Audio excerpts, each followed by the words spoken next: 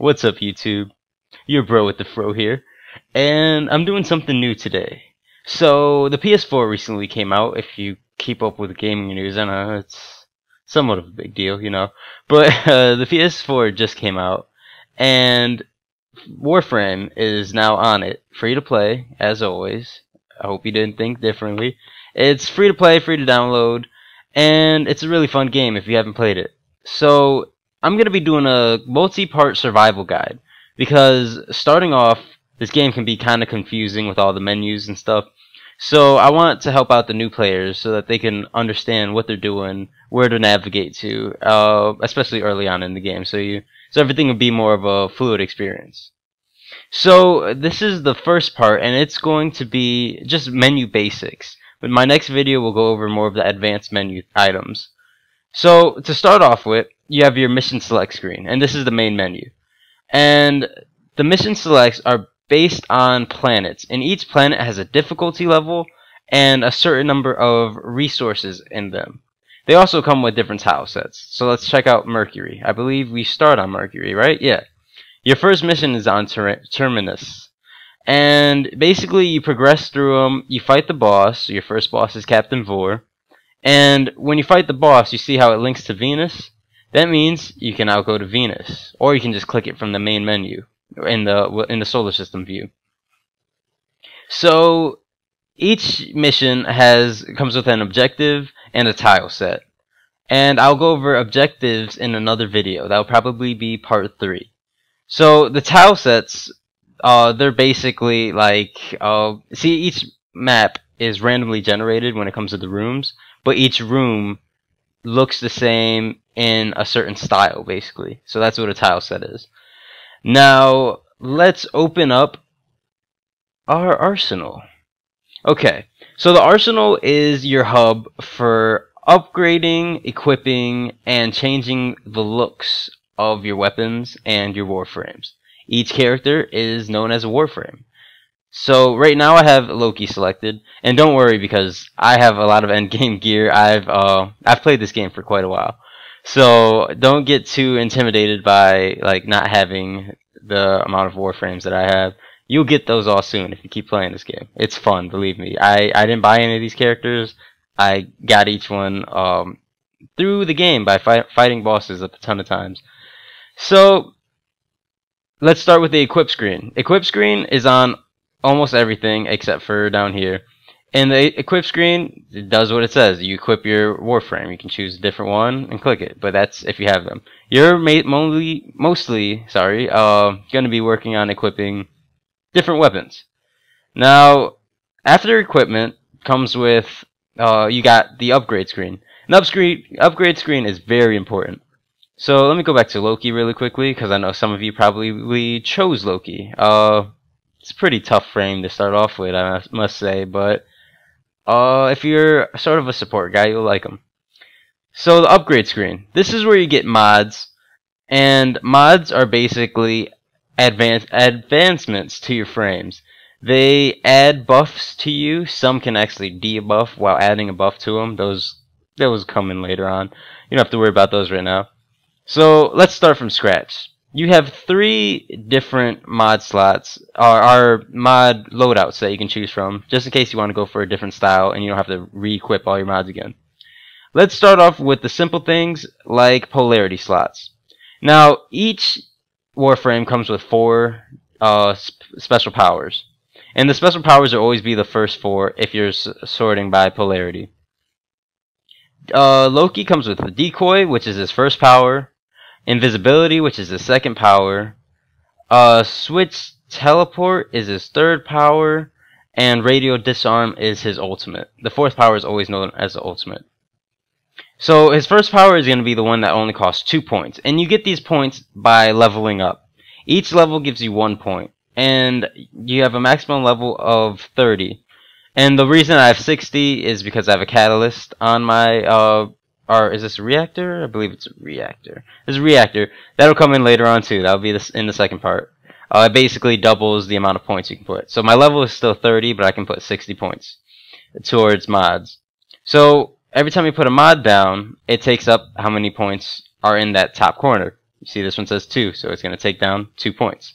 But this is something you got to remember. You see this little icon, the 2 dashes. I cannot really select them. Right here. These 2 dashes, they're right here too. They show up on certain cards. They're known as polarities.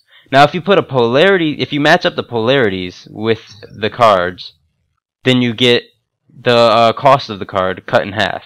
This is really, really useful to getting your frame to be the perfect loadout that you want it to be. So notice how, let me just show you again.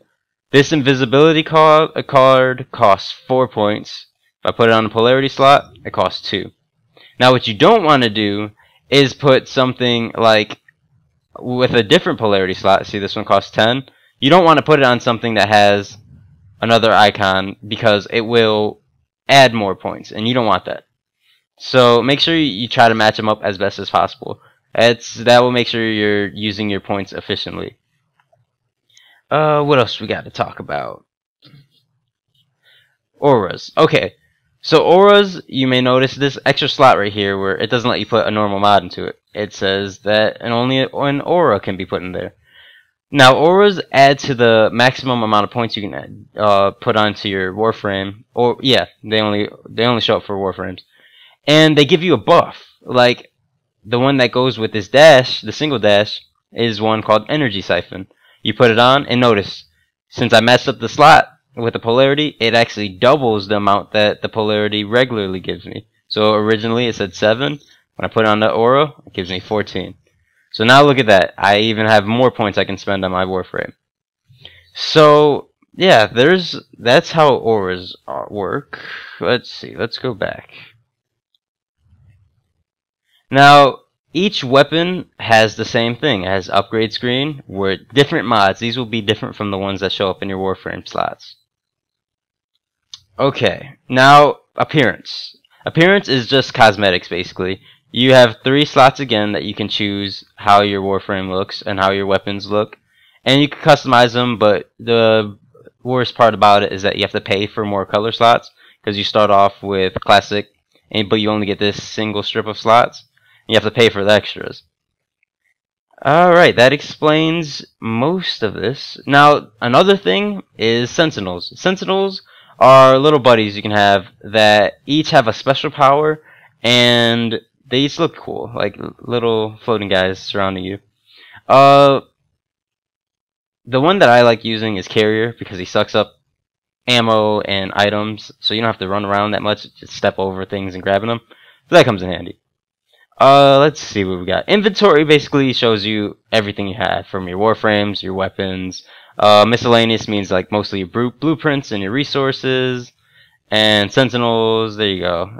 And skins, which are helmets and different Warframe looks you can get.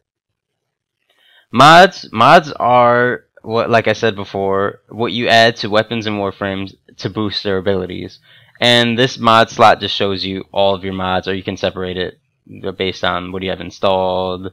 And it just has different ways to separate them. Okay, and gear is your consumables. Like right here, I have team ammo restores. I put those down, and my team can get more ammo if they're running out. And large health restores. These don't exist anymore. These were from an old update, but I still have mine. I have not really used them. Okay, so that explains the arsenal menu.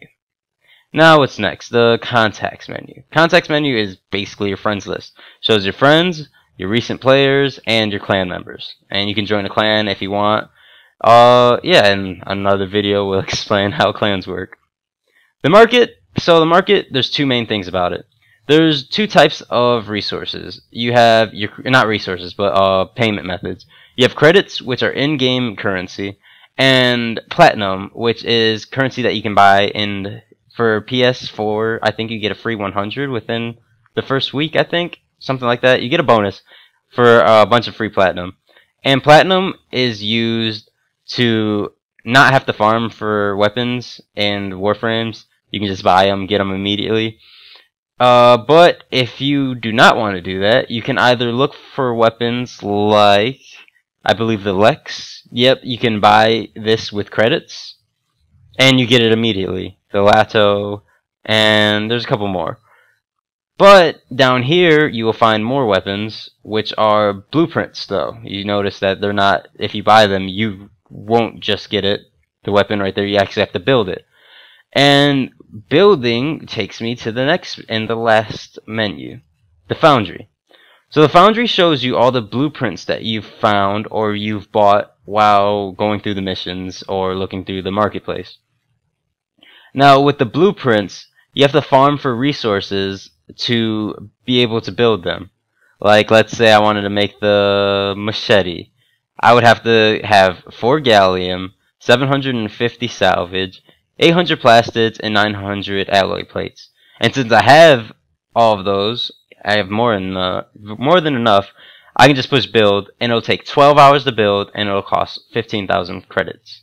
And that's how building works. You find the resources you need, and you find the resources based on the planets you go on. Like, if you look here, it says Venus has alloy plates, polymer bundles, circuits, and field joint samples. And each planet has a different setup of resources. So yeah, back in the Foundry, now building Warframes. Now this is something that you'll be doing a little later on, but I might as well explain it since I'm here and you've seen all these different Warframe pieces. Warframes come in 3 pieces. So when you go to the marketplace, choose Warframes, you see these blueprints. But when you buy the blueprints, just like last time, let me choose the easier one actually. Let's say mag. Say you wanted to build a mag, you didn't choose it at the start. You have to have, it costs 25,000 initially, and it says you need a mag helmet, mag chassis, mag systems, and a Roken cell, and another 25,000 credits. Now, what you have to do to actually get these parts, like the chassis, the helmet, and the systems, you have to farm bosses. And every time you kill a boss, I believe in a past update, they made it so they have a 100% drop rate for one of the 3 blueprints. You have to keep killing the bosses until you get all the 3 blueprints for those. Then you have to build those. Each part takes 12 hours to build. And once you have all 3 parts built, then you can finally put together the Warframe. And Warframes take 3 days, I believe, to be finished. And I always feel like it's like a present every time you get onto Warframe. And you see the giant claim button. And you get to start leveling up a new frame. It feels great. That's why I've never really bought a frame. And they're expensive as hell. But yeah, let's move on. What else do we got here? Well, okay, so let me explain a little bit about factions. So each planet comes with factions that are on those planets. And you see the factions right in the second section of when you hover over a section of the map. So this is Grenier, and some of them mix up between like Infested and Grenier or Corpus, but the 3 that are in here now are Corpus, Grenier, and Infested. So those are just like 3 different types of enemies. You got to learn how to combat each one and the certain enemy types of each one so that you can be better prepared to fight those guys. Find out which frames are good for what. Like Loki, his ultimate is not that great for Infested because his ultimate, it disarms enemies in the immediate area and gives them a baton, and the batons, you just run away from them, you pick them off easier. It helps out your team a lot too. If they're down, you can go invisible, cast radial, disarm, so that they'll most likely run away from where you are, and you can pick up your friend. So that works. And I believe that is all I have to talk about for this episode. Thanks for watching, and stay tuned for the second part where we'll go over the more advanced part of the menus, like keys and upgrading your mod cards. Thanks for watching, and this is your bro with the fro. Stay tuned for the next episode.